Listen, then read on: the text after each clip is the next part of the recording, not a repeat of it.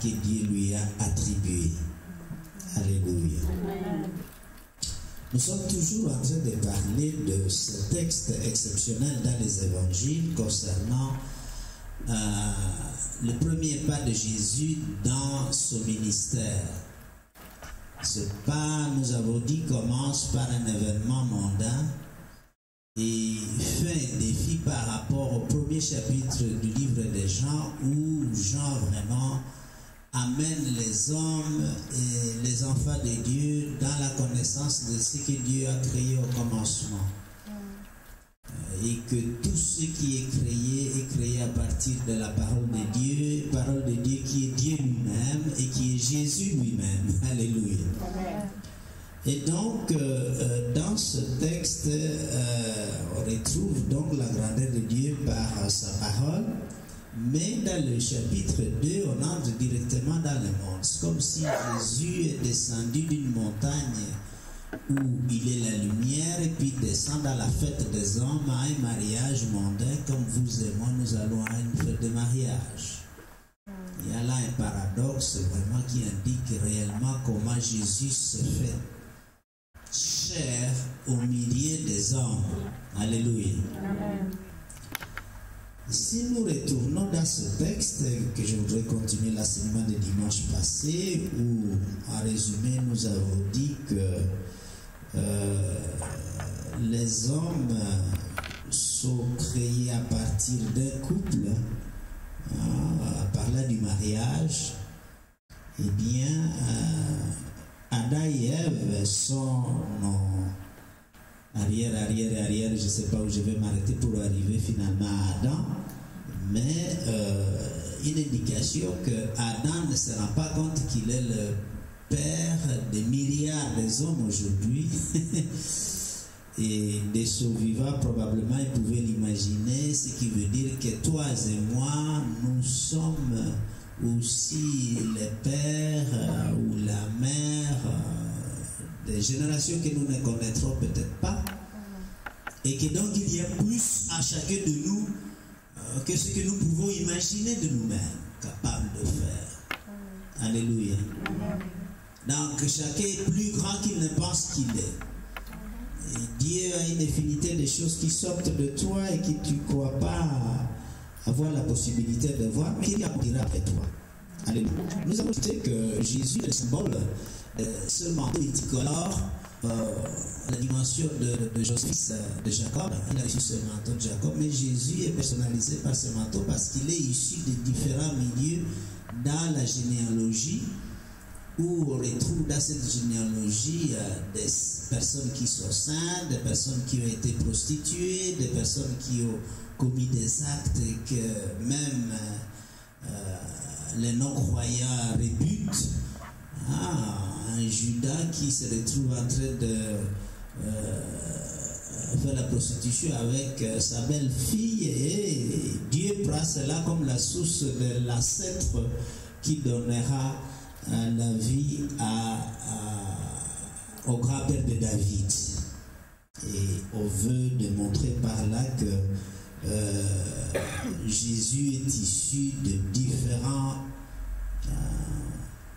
de situations, et on voit là-dedans un peuple que Israël ne devait pas fréquenter, les Moabites, mais qui sont voilà les ancêtres de David par Ruth, n'est-ce pas? Et que donc Dieu peut utiliser n'importe qui, n'importe comment pour élever la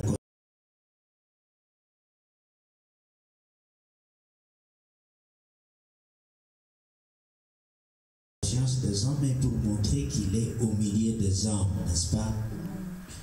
Et dans ce deuxième chapitre du livre des Jean, où nous allons encore lire le texte pour continuer, nous retrouvons Jésus dans ses premiers pas de ministère qui va à la fête. Jean chapitre 2, donc, retournons là-bas. Et nous lisons du premier verset au verset 11.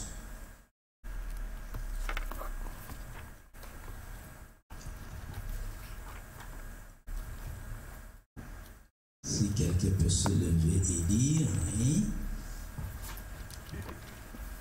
peux lire vraiment? Oui, allez-y. Or, le troisième jour, il y eut des noces à Cana en Galilée. La mère de Jésus était là.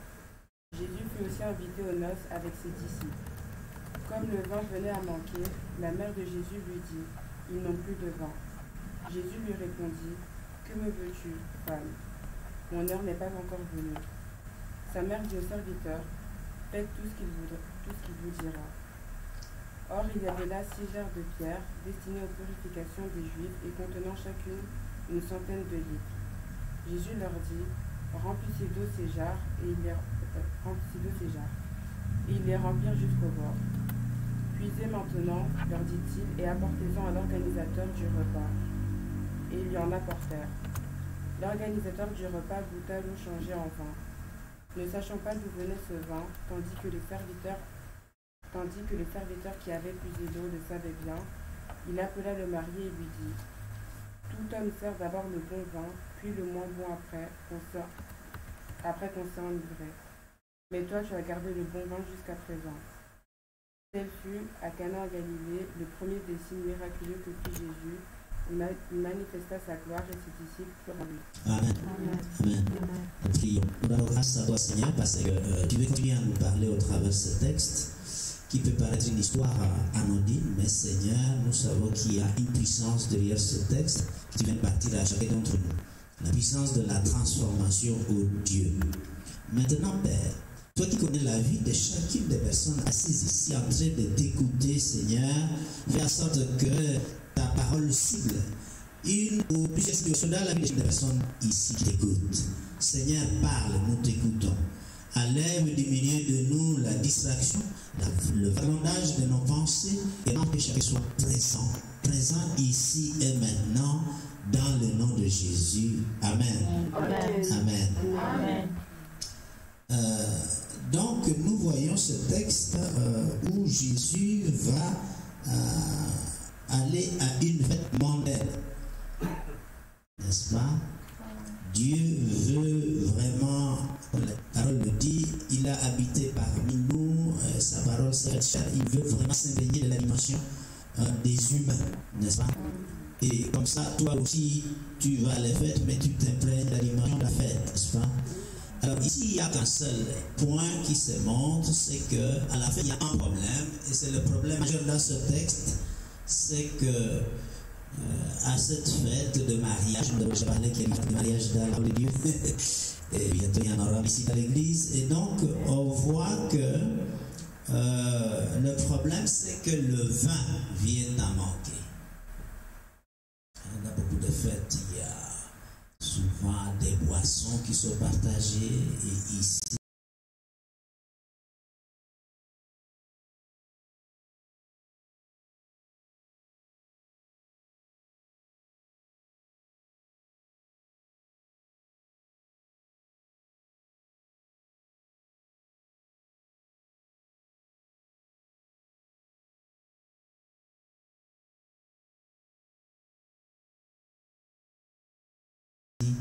la boisson vient en manquer. C'est un problème.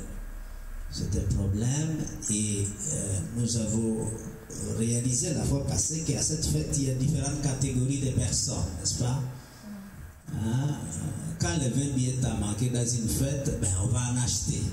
Mais ce n'est pas ce qui se passe ici. Il y avait certainement des hommes, des femmes qui avaient plein d'argent et qui pouvaient aller combler, acheter le vin et le rapporter en ayant acheté cela auprès des marchands. Mais c'est à Jésus qu'on s'adresse. C'est à Jésus qu'on s'adresse. Un détail pour lequel l'intervention divine va être sollicitée, n'est-ce pas? Les gens ont tendance à croire que Jésus ou Dieu n'intervient pas dans les petits détails. Moi, je vous rappelle parfois quand je n'ai pas le parking, j'ai pris que Dieu me donne le parking et effectivement je trouve la place même quand il y a plein de voitures ou quelqu'un s'en va au moment où j'arrive. Et donc Dieu intervient dans des détails même insignifiants.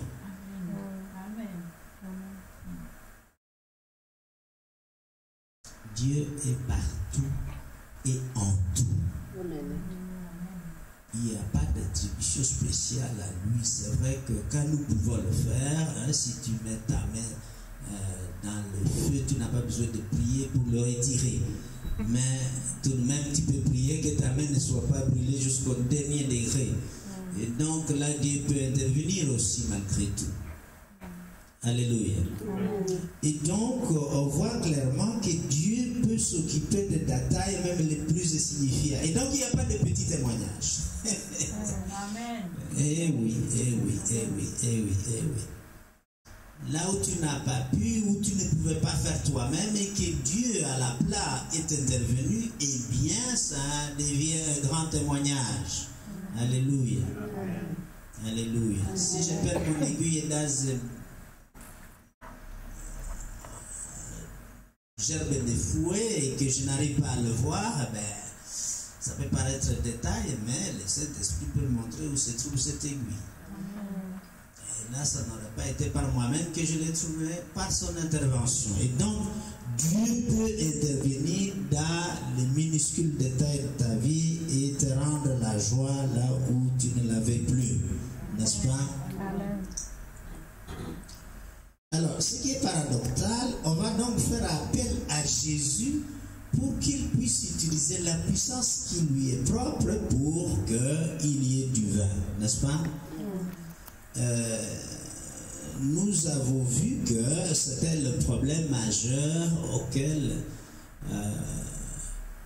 la fête a tourné, mais qu'on a fait appel à quelqu'un pour résoudre ce problème. Alléluia. Un appel à Jésus pour qu'il soit la solution. Un appel à toi, fils de Dieu, pour être la solution, n'est-ce pas? Nous sommes tous une solution. Nous devons nous arrêter à amener des problèmes ou à amener des lamentations, mais plutôt amener des solutions. Nous avons recours à la parole de Dieu pour les solutions, n'est-ce pas? Quand tu vas à ton travail, tu as une solution pour ton employeur. Ne sois jamais un problème pour lui. Parce que lui attend que tu résolves un problème, n'est-ce pas? Qui est dans son entreprise, n'est-ce pas? Alors il y avait une donnée aussi sur laquelle nous avons insisté, c'est le temps. Le temps. Le temps. Nous avons dit qu'il faut respecter le temps parce que, comme on dit couramment, le temps c'est de l'argent. Mais il y a plus que le temps. Jésus dit, mon temps n'est pas encore arrivé à sa mère, qu'il appelle femme. Femme, ça symbolise toujours l'église. Donc il s'adresse en fait à l'église quand il dit femme. Femme, cette église c'est toi et moi, à qui Jésus dit, mon temps n'est pas encore arrivé. Dans ta bénédiction là, le temps de Dieu n'est pas encore arrivé. Alléluia. Tu as posé ton problème à Jésus, mais Jésus a dit, mon temps pour agir dans ton problème n'est pas encore arrivé. Alléluia. Alléluia. Nous allons poursuivre cet enseignement en parlant de quelque chose qui est assez surprenant. Revenons au texte. Et donc au verset 2, il est dit, d'abord au premier, 3 jours après, il y eut des noces à Cana en Galilée. La mère de Jésus était là. Ça c'est le premier verset. Le deuxième verset dit, et Jésus aussi invité aux noces avec ses disciples, n'est-ce pas? Donc, on ne parle pas des autres invités, mais on parle de ces personnages-là. Au verset 3, le vin ayant manqué, la mère de Jésus lui dit, ils n'ont plus de vin. Jésus lui répondit, femme. C'est là que je dis femme. Symbolise l'église, l'épouse de Jésus, et que donc quand Jésus dit femme, il s'adresse à l'église. C'est-à-dire à toi et à moi. Nous sommes ceux qui forment cette épouse qu'est l'église de Jésus. Donc, qu'y a-t-il entre moi et toi? Mon heure n'est pas encore venue. Mon temps n'est pas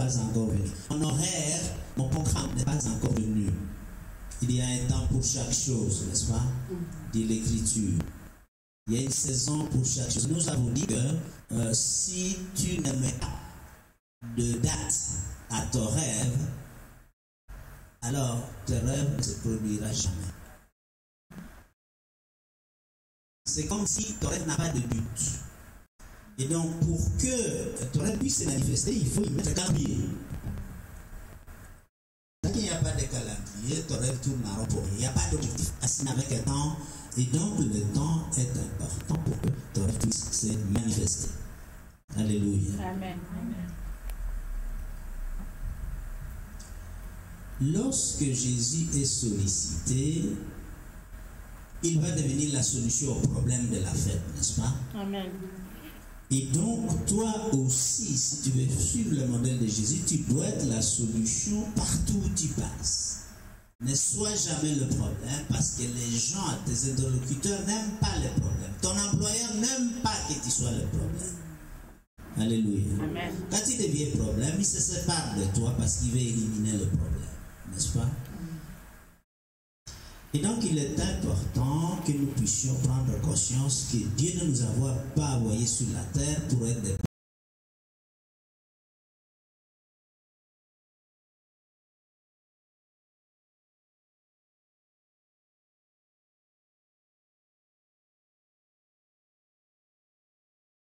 problèmes, mettre solution afin que la destinée qu'il a placée à chacun de nous puisse manifester la réponse dans le domaine, dans le groupe de personnes devant lesquelles ils nous ont envoyés. Alléluia. Lorsque la solution rencontre le problème, il y a un mariage. Et nous parlons ici du mariage de Cana. Et donc, Jésus répond à Marie lorsqu'il lui demande qu'elle veut un mari. Jésus répond, qui a-t-il, femme, qui a-t-il entre toi et moi? Mon heure n'est pas encore venue.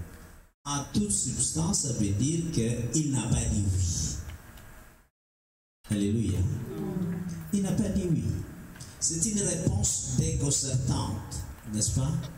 Parce qu'elle ne répond pas à la demande, n'est-ce pas? Mais regardez, il y a quelque chose qui se passe ici avec Marie. Marie semble ignorer la réponse de Jésus, n'est-ce pas? En disant au serviteur, faites ce qu'il vous dira. Est-ce que vous me suivez? Faites ce qu'il vous dira. Je voudrais introduire ici ce qu'on peut appeler le talent de leader. Le talent de leader.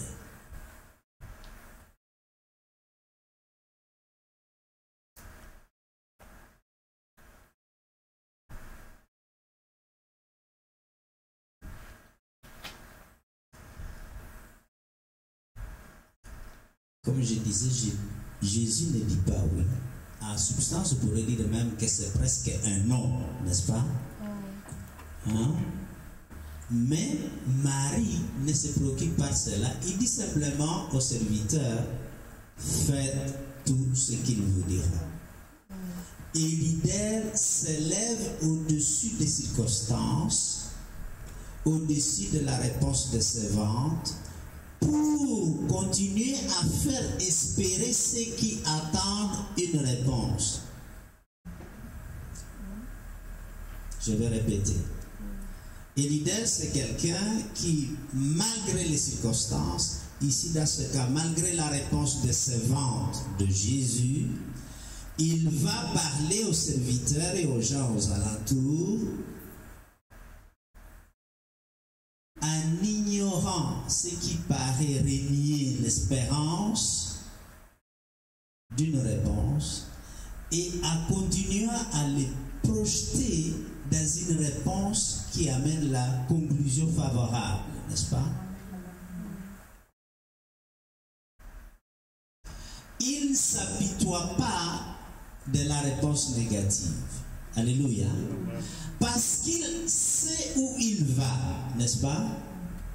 Ce n'est pas parce que tu as l'impression que Dieu n'a pas répondu à ta prière que tu n'auras pas une réponse positive. Alléluia. Amen. Nous disons toujours et nous chantons ça ici. Derrière chaque nom, il y a un oui.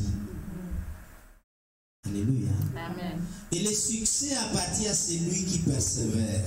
Marie pousse les gens à comprendre que même s'il a dit en substance, même si Jésus n'a pas dit oui, mais vous faites tout ce qu'il vous dira. Et elle, ça va. Ça, c'est le leader.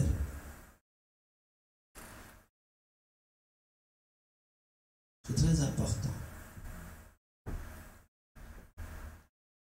C'est l'art de savoir passer au-dessus des réponses décevantes. L'art de passer au-delà de la déception.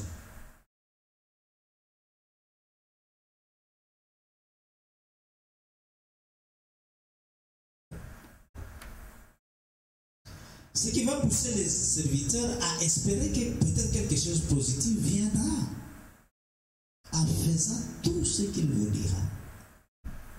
N'est-ce pas? Amen.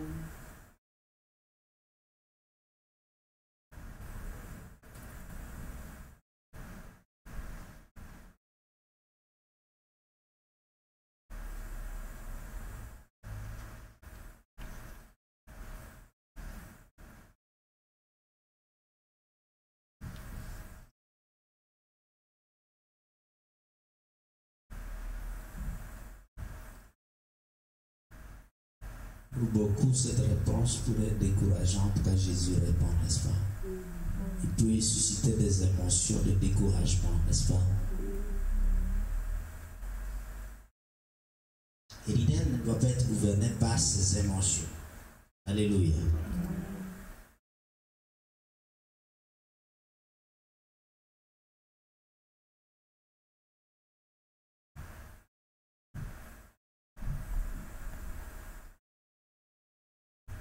Il n'est pas contrôlé ni gouverné par ses échecs, n'est-ce pas?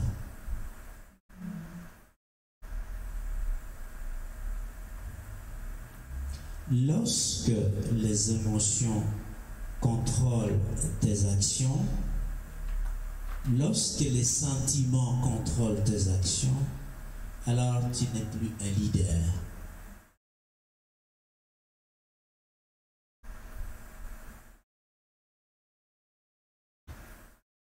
Tu es dominé par tes émotions. Tu es dominé par tes ressentiments, n'est-ce pas? Tu es dominé par ta colère. Tu vas au-delà. Quand tu regardes par exemple le père du fils prodigue, quand le fils revient, le père a fait juste ce que beaucoup de gens ne font pas. Il n'a pas parlé qu'il a dépensé son argent chez les prostituées. Non. L'enfant a préféré l'argent à demeurer dans la présence de son père en famille, n'est-ce pas? Et quand il revient, le père ne lui reproche pas cela. Il passe au-dessus de cela pour l'accueillir et faire même une fête pour lui. Autrement dit, il a fait la fête pour quelqu'un qui lui a fait mal. Pendant des semaines, ce papa n'a pas dormi, se demandait où est passé son fils, n'est-ce pas? Et la seule nouvelle qu'il a eue de lui, c'est qu'il avait tout perdu et jeté son argent qu'il lui avait donné et qu'il revenait à la maison. Mais il l'accueille et il fait même la fête pour lui. Ça, c'est le leader. Nous devons savoir passer au-dessus de nos émotions. C'est un appel fort pour les gens qui sont forts. pour les gens qui ont une grandeur en eux. Les petits esprits se laissent berner par leurs émotions, leurs sentiments, leurs attitudes, n'est-ce pas?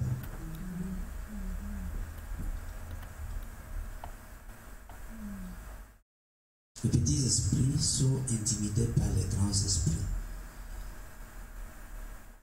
Dans une entreprise dirigée par des personnages comme ça, ils seront même intimidés à face des experts qui ont plus de talent qu'eux.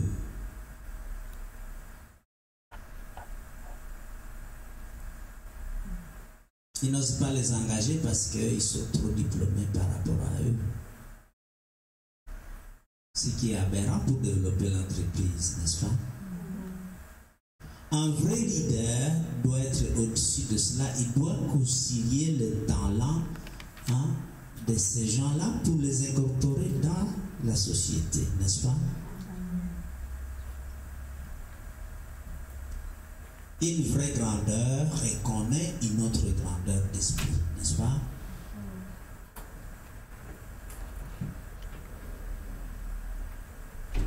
Les petits esprits haïssent les esprits intelligents, non pas parce qu'ils ont peur d'eux, mais parce que ces gens-là leur rappellent ce qu'ils auraient pu faire s'ils avaient fait un peu plus d'efforts pour arriver au même niveau que les experts qui sont en face d'eux. Ils sont donc intimidés parce que l'expert arrive avec un autre type de standard, n'est-ce pas? Les gens sont toujours intimidés quand vous mettez la barre plus haute que leur niveau. Parce qu'ils sentent que toi tu vas aller loin, tu es déjà loin. Alors ils commencent à se moquer de toi, te critiquer pour te mettre au même niveau qu'eux. Est-ce que vous savez qu'il y a des gens qui te haïssent quand tu montes en promotion dans la vie ou dans la société? Si c'était tes amis, ils ne veulent pas que tu puisses arriver là-bas parce que tu quittes le cadre dans lequel vous étiez amis et tu t'es élevé à un autre cadre. Ils te haïssent, ils ne veulent même plus de toi. En fait, la vie vous sépare automatiquement. Parce qu'eux ne veulent pas faire l'effort d'arriver là où vous avez placé la barre. Alléluia. Et donc, nous voyons ici un exemple de Marie qui s'élève comme une leader. Elle ne s'encombre pas de la réponse négative, ni décevante, et elle dit simplement, faites ce qu'il vous dira de faire. Il y a un deuxième talent ici, sur lequel on peut penser que ce n'est pas un talent, mais en réalité, c'est le talent de la servitude. Marie s'adresse aux serviteurs, n'est-ce pas? Le monde ne reconnaît pas la servitude comme un talent. Et pourtant, Dieu le reconnaît. On ne reconnaît pas la servitude ou le service comme un talent. Mais je l'appelle talent parce que c'est grâce à cela qu'il y a un progrès pour résoudre les problèmes, n'est-ce pas?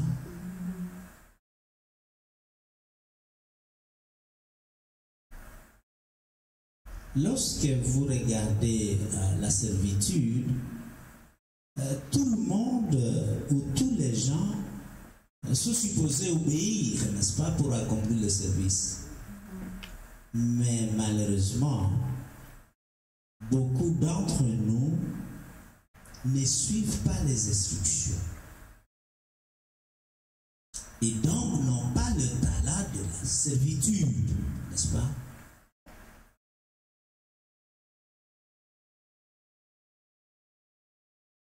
La personne qui dit Amen.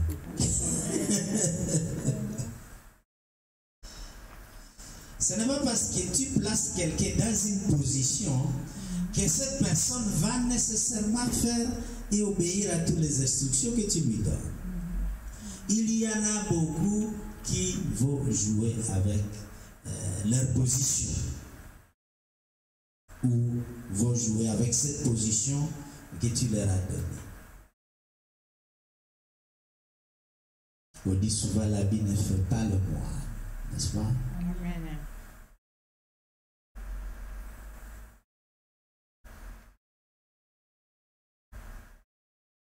Il faut le talent de la servitude pour que le problème qui se pose à la fête puisse se réaliser. Et elle le dit bien, faites comme il vous dira, ou tout ce qu'il vous dira de faire, n'est-ce pas? Si le talent de servitude n'est pas là, rien ne pourra se faire pour que le problème du manque d'un vin puisse s'accomplir, n'est-ce pas? Et donc, nous parlons du talent de leader, nous parlons ici du talent de la servitude. Il faut pouvoir concilier les deux, n'est-ce pas? Il faut pouvoir les accorder pour que, enfin, le miracle de la transformation de l'eau à vin puisse s'accomplir, n'est-ce pas? Est-ce que vous me suivez? Amen.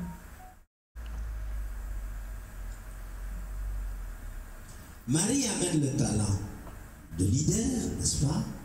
Qui consiste à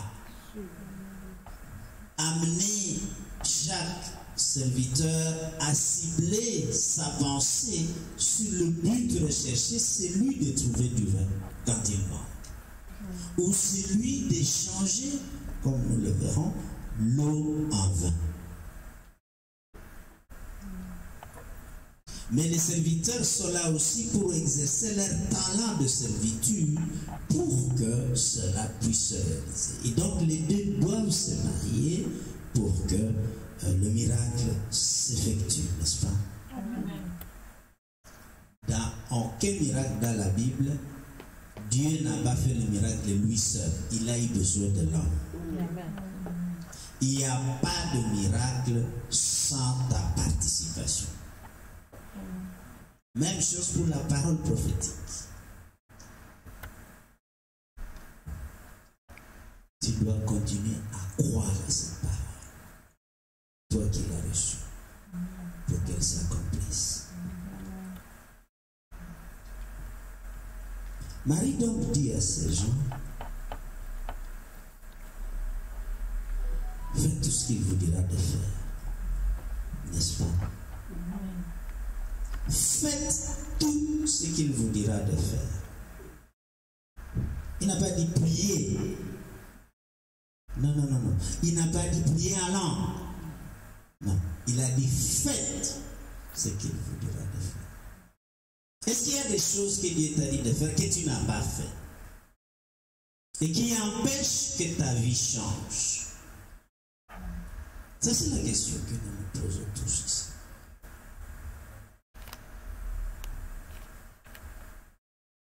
Ne discute pas ce qu'il te dit de faire. Il a dit faites. Faites seulement. Pas prier, pas réfléchir, pas discuter. Beaucoup de gens ont des rêves, ils continuent à les méditer, mais ils ne foutent rien. Alléluia. Amen. Dis à ton voisin, faites ce qu'il vous a dit de faire.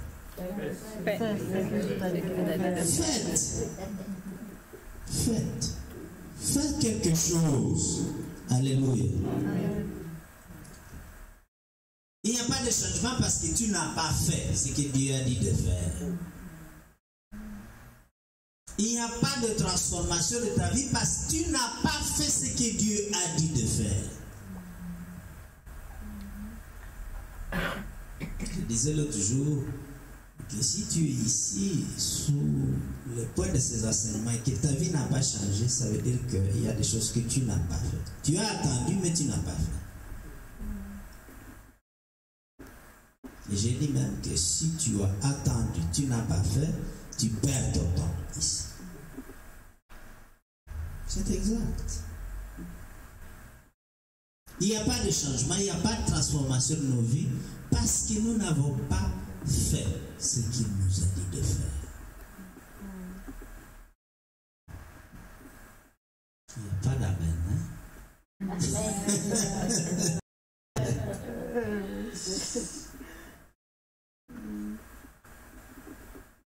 Dieu parle aux gens. Les gens sont fatigués d'attendre le résultat. Les gens sont fatigués d'attendre ce qu'ils espèrent. Pourquoi? Parce qu'ils n'ont pas fait. Tout simplement pour ce trésor. Et donc ici, à cause de fait, nous sommes vraiment ici au bord d'une révolution dans notre propre vie. Chacun pour sa part. Nous sommes au bord d'une transformation de notre vie, une transformation dont on n'en s'entend pas. Pourquoi? Parce que normalement, l'eau, pour produire du vin, on ne le fait pas à partir de l'eau. N'est-ce pas? Il faut des grappes de raisin pour avoir du vin. Et donc, si nous entrons dans une dimension contre nature, si je peux le dire comme ça, une chose que l'on ne peut même pas imaginer, qui va se passer dans la vie de quelqu'un.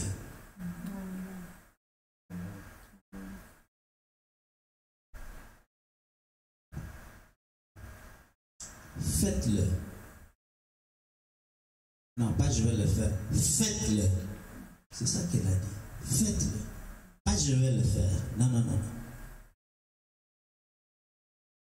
Il y a une dimension de foi entre le moment où ils doivent puiser de l'eau dans des vases et commencer à le déverser, à prélever, et que quand les gens vont goûter, il y a que c'est devenu du vin.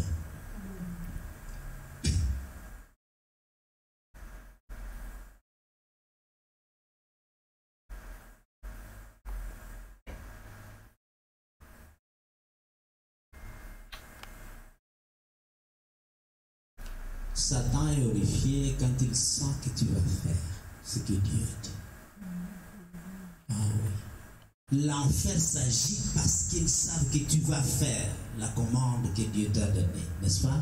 Amen. Parce qu'il sait que la victoire sera automatique. Et donc, tout ce qui te décourage, il faut le mettre de côté et tu fais simplement. Pas être spectateur, non, non, non, ou être observateur, mais être acteur, n'est-ce pas, dans l'église de Dieu. Et cela ouvre des voies et des portes pour toi. J'étais émerveillé, elle a dit, l'idée lui est venue, comme elle fait les beignets à l'église, elle va le faire là où elle travaille. Elle a fait une fois, et quelqu'un l'a appelé pour dire qu'elle doit faire pour tout un mariage, n'est-ce pas? C'est une porte que Dieu t'a ouverte parce que tu veux quelque chose dans la maison de Dieu, n'est-ce pas? Faites seulement. Tu ne peux pas être ici observateur ou acteur. Tu dois faire quelque chose à l'église. Tu dois faire quelque chose. Et Dieu va se glorifier au travers de cela. Tu dois agir et non pas être spectateur. Troisième talent ici. Nous avons parlé du talent de leader, du talent de la servitude. Maintenant, c'est le talent sans lequel rien ne peut se passer dans ce texte. Ce sont les outils. Les outils, c'est le troisième talent. Tu ne peux le faire sans les outils, n'est-ce pas? Les outils.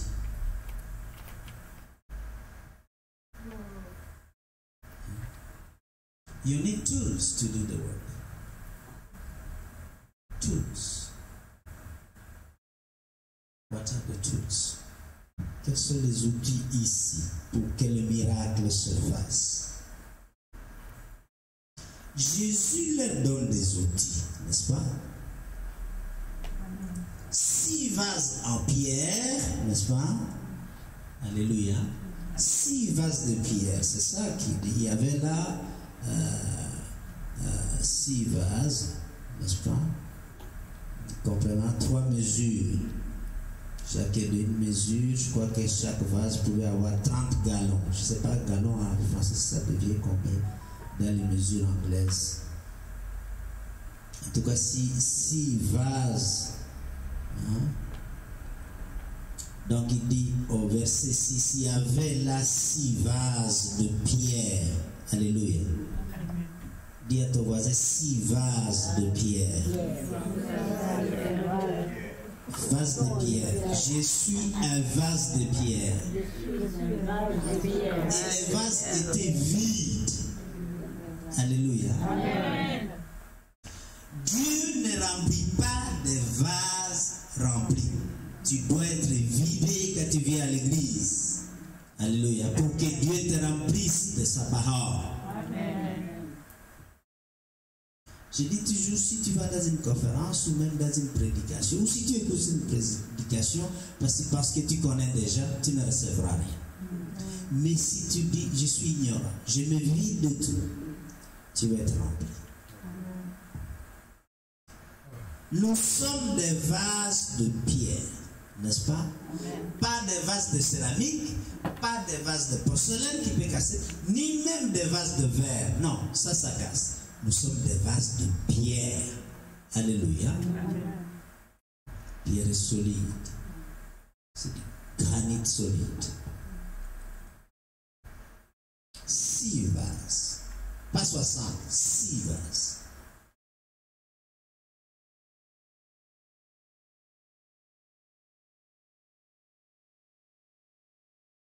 Dieu te donne une vision, une idée.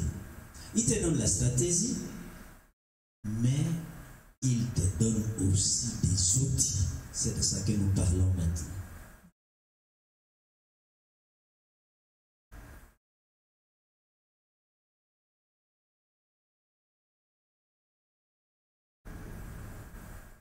La vraie clé du changement, sont les outils. N'est-ce pas? Lorsque tu as les outils, alors Dieu va prendre le relais pour faire la transformation.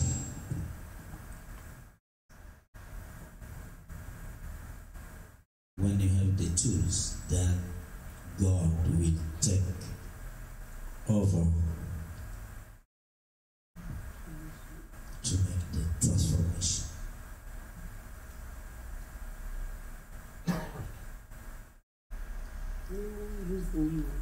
Yes, you are. Nous sommes des vases de terre, non? Des vases de terre, de pierre ici. Des vases vides parce qu'ils doivent être remplis, n'est-ce pas? Donc, ce sont des vases qui doivent avoir une capacité de recevoir. Si les vases sont remplis, il n'y a plus rien à remplir. Alors, il y a ici quelque chose, un détail vraiment croustillant, c'est que il demande qu'on les remplisse jusqu'au bord. Alléluia. Dis à ton voisin, je dois être rempli jusqu'au bord. Tu ne dois laisser aucune chance que autre chose s'ajoute sur le contenu que Dieu va mettre en toi. Il n'y a pas de place pour la pollution. Il n'y a pas de place pour la dilution. Je ne sais pas si vous comprenez. Tu ne peux pas mélanger le message que tu reçois ici avec 1000 messages ailleurs. Est-ce qu'ils vont me suivre? Amen. Sinon, tu vas créer de la dilution. un mélange, ça devient des hotchkiss. De la ratatouille, n'est-ce pas? Comme on dit, quand tu fais un dessert, tu dois avoir des mesures précises. Ici, il s'agit de mesures précises, c'est-à-dire remplissage jusqu'au bord. Un dessert, tu ne peux pas ajouter du sel après. Non. Parce qu'il y a des mesures exactes.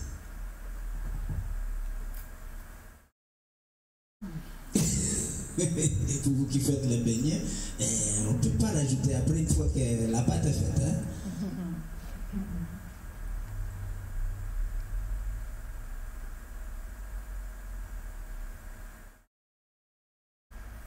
Il donne l'ordre de les remplir, ces outils, n'est-ce pas? Les remplir jusqu'au bord. Ça, c'est le langage de Dieu. Pas de place pour la dilution, pas de place pour la pollution. De façon que personne ne va influencer le contenu de ces vases, n'est-ce pas?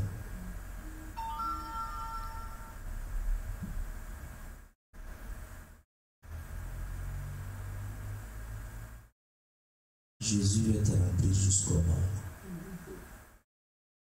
de sa parole pour que tu puisses faire ce dont il a rempli avec toi. Tu ne peux pas ajouter autre chose.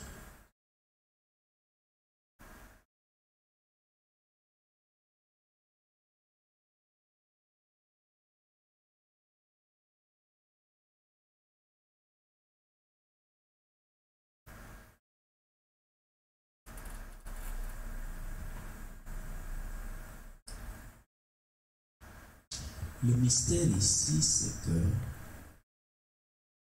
ce qui n'a été jamais fait va être fait. Ce que les hommes ne font pas couramment, selon ce que nous connaissons de l'obtention du vin, mais va se faire avec des moyens que personne n'a jamais utilisés. Et donc la transformation après ce remplissage, c'est quelque chose que toi tu ne vas pas faire. Mais le simple fait d'obéir à faire les instructions va faire que Jésus ou Dieu reprend le relais pour accomplir la transformation en toi. Amen. Et comme je disais tout à l'heure, on ne sait pas si c'est devenu 20 dès qu'ils ont rempli jusqu'au rang des vases, ou si c'est lorsqu'ils ont commencé à puiser pour distribuer. On ne sait pas. Mais ça, c'est Dieu qui contrôle cela. On ne sait pas quand notre sœur, apprenant de l'eau froide, ben ses articulations ont commencé à retrouver la vie. Et qu'elle a eu la vigueur pour aller courageusement à son travail.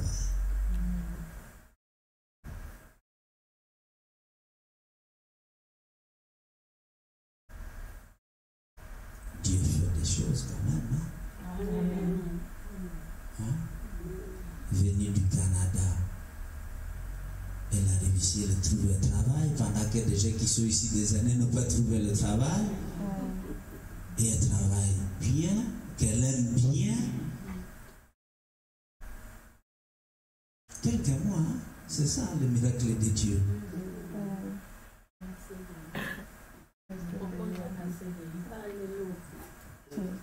Venu du Canada pour autre chose. Et voilà. Quand tu as la passion de Dieu, il fait des choses comme ça. Il n'a même pas demandé de ci, de ça, non. Tu es engagé. Et tu commences. Sans papier, sans diplôme, sans rien comme Dieu donné. Ça, c'est pour faire la différence. Dieu met son sceau sur ta vie et c'est que les gens du monde ou les communs de menteurs connaissent, toi tu as des faveurs qui débordent. Amen. La grâce est supérieure à la foi. Elle accomplit des choses même là où tu ne crois pas.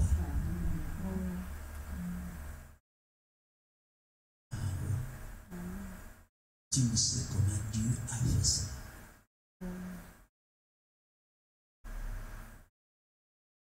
Ce message ne vient pas pour rien. Il y a des gens ici qui vont connaître des choses exceptionnelles. Amen. Au point que les gens vont se demander comment lui aussi qu'il est comme ça, comment est-il devenu comme ceci? Amen. Le bon vin nouveau Amen. dans sa vie. Un vin que personne n'a jamais goûté. Et tout le monde se demande comment tu as gardé tout ça? Et comment tu as fait? Je ne sais pas. Dieu lui-même prend sa gloire. Amen. Eh oui. Eh oui. Ton passé n'indique même pas que tu pourras accéder à des choses comme ça. Mais tu te retrouves là-dedans. Parce que Dieu, Jésus notre Seigneur, ta vie ressemble à de l'eau pour le moment, mais bientôt ça sera du vin, n'est-ce pas? Amen. C'est le miracle de la transformation, chers amis. Ce n'est pas un texte banal. Donc Jésus commence le ministère par la transformation des vies des gens. Amen.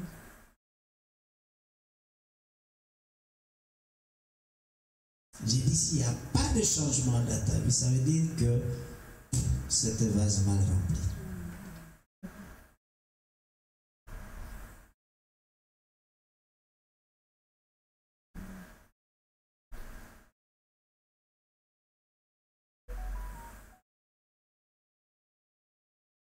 Il va te dire de faire quelque chose que tu n'as jamais fait. Par rapport à un problème où toi tu es ton idée, mais l'idée de Dieu va te surprendre.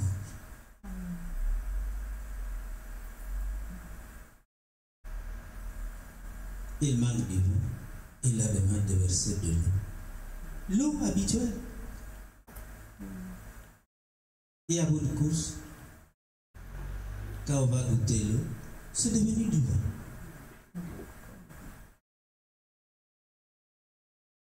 Quand on te reverra, tu seras devenu quelque chose d'exceptionnel. Amen. Exceptionnel. Que les gens n'ont pas coutume ni l'habitude de voir.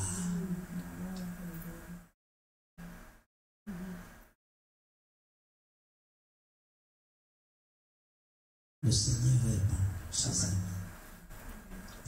Tu te vois comme rien. Ça, c'est l'eau. Tu te vois comme incapable. Ça, c'est l'eau. Mais tantôt, tu auras un courage que tu n'as jamais eu. Fais seulement. Utilise les outils que Dieu t'a donnés. C'est pas chanter. Utilise ta voix. Tu sais parler. Tu peux aussi reconnaître un chant.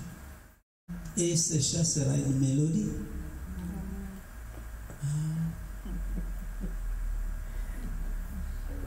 Une mélodie pour Dieu. Prends la parole. J'étais très content parce qu'elle dit, on a donné une prophétie, moi aussi je vais l'approprier. Parce que Dieu ne parle pas pour une personne. Même s'il adresse à quelqu'un, il s'adresse à tout le monde. Amen. Si tu te l'attribues, tu peux l'avoir pour toi.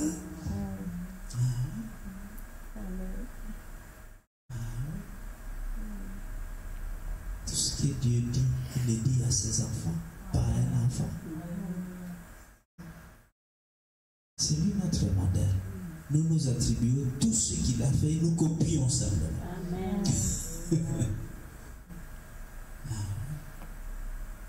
Nous copions simplement.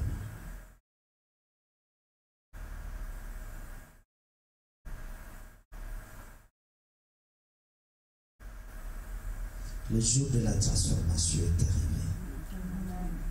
Le jour de la transformation est arrivé, je répète. Amen. vie que tu vois comme de l'eau sera bientôt du vin. Amen. Reçois seulement. Crois seulement. Amen. Et le Seigneur prendra la relève.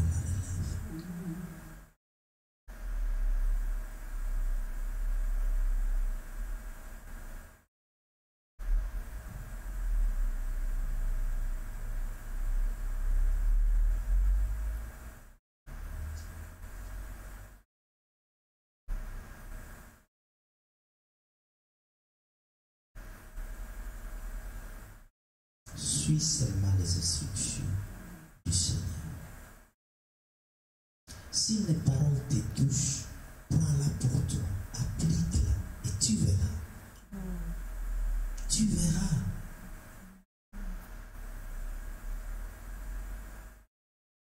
Tu verras la gloire de Dieu se manifester pour toi. C'est la conclusion de ce texte. Et tu croiras encore plus que tu n'as jamais cru. Et Dieu sera ton Dieu. Ce sera une relation personnelle qui se passera entre toi et le Seigneur.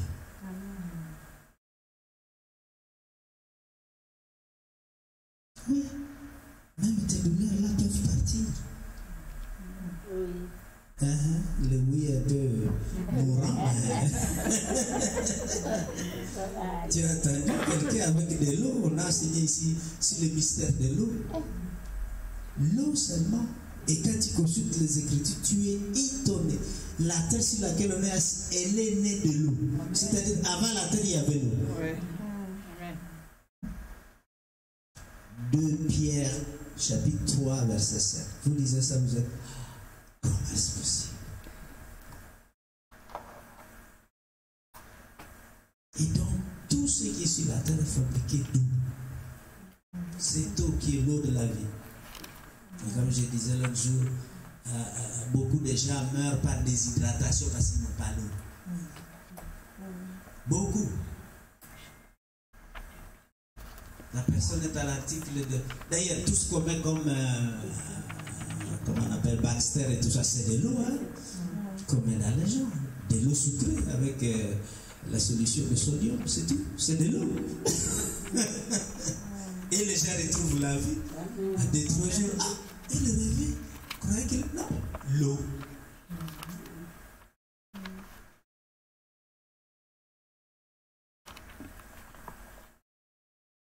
Il y a une montagne d'écriture dans cette parole, cette Bible stimine, où tu vois que l'eau a une puissance. Puissance. Il suffit d'évoquer le nom de Dieu, le nom de Jésus sur l'eau. Nous avons comme ça beaucoup d'actes prophétiques.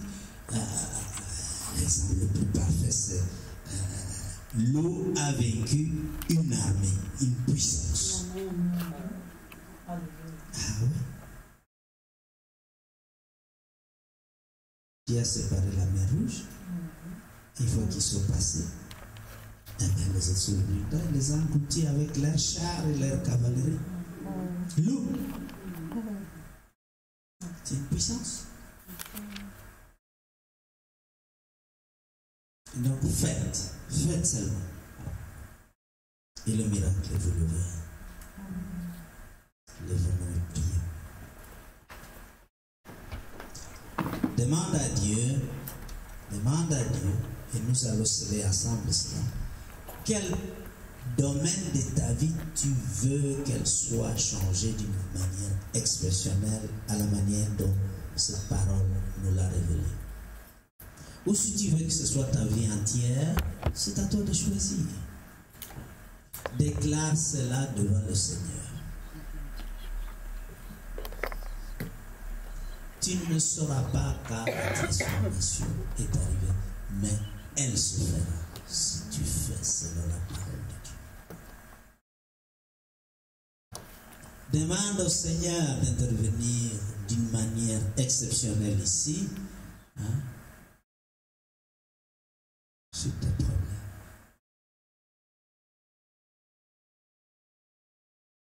Quel qu'il soit.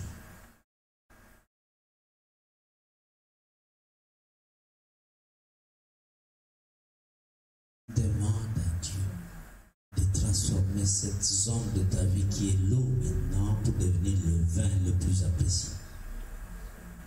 C'est-à-dire une position dont tu rêvais depuis. Le miracle de la transformation, le miracle du changement.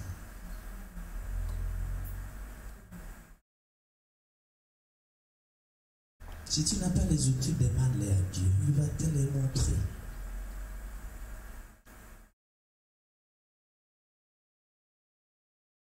Prions ensemble. Seigneur, je viens devant toi en tant que ton représentant ici, et nous prions en accord pour que chaque personne qui a tablé, Seigneur, le domaine de sa vie qu'il veut voir être transformé depuis la position actuelle à une position dont la personne rêve, Seigneur, soit celui qui fait de l'eau pour devenir un vin le plus apprécié. Oui, Seigneur, nous croyons à toi et nous savons que tu peux le faire. C'est toi-même qui as enseigné que si nous qui savons donner de bonnes choses à nos enfants, toi et ton Père, si nous te demandons du pain, tu ne nous donnerais pas une pierre, mais tu nous donnerais exactement ce que nous te demandons. Et tu as dit, demandez, il vous sera donné. Seigneur, nous croyons que tu es ici en train de transformer la vie, les domaines qui te sont exposés. Oui, je me tiens devant toi en témoin de ta parole que tu as déclaré ici au travers du miracle de la transformation. Que ce qui est aujourd'hui ne soit plus et ce qui est à venir soit beaucoup meilleur que ce qu'ils ont connu jusqu'ici. Oui, Seigneur, la gloire de la dernière maison sera meilleure que celle de la première maison. Fais en sorte que les dernières choses soient meilleures toujours que les premières. Afin que nous puissions nous réjouir dans ta présence. Oui, glorifie ton nom, Seigneur, comme tu l'as fait au nom de Cana, dans cette église et dans la vie de chacune des personnes qui ont entendu ta parole. Fais ta sorte, Seigneur, que la démonstration de ta gloire rayonne, Seigneur, pour que nous reconnaissions que nous avons un vrai Dieu vivant, agissant et actif dans notre vie.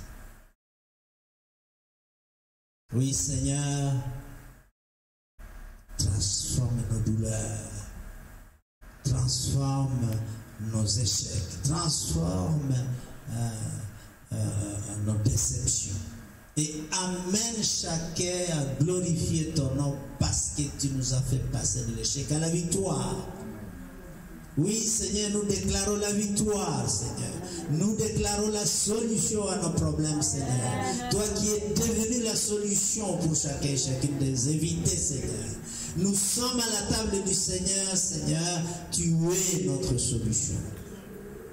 De la même façon que tu l'as été à Cana, tu l'es aujourd'hui. Et tu passes au-dessus de la conscience des hommes et de la sagesse des hommes, au-dessus de la médecine, au-dessus des réflexions et des méditations des hommes pour établir que toi tu es Dieu qui prend le relais là où l'homme ne peut plus le faire. Dieu de gloire, glorifie-toi au milieu de ton peuple. Enfin que Seigneur, plusieurs témoignent, Seigneur, de l'arrivée du vin nouveau dans leur vie. Que ton nom soit magnifié, glorifié. Dans le nom de notre Seigneur, Sauveur Jésus. Amen. Amen.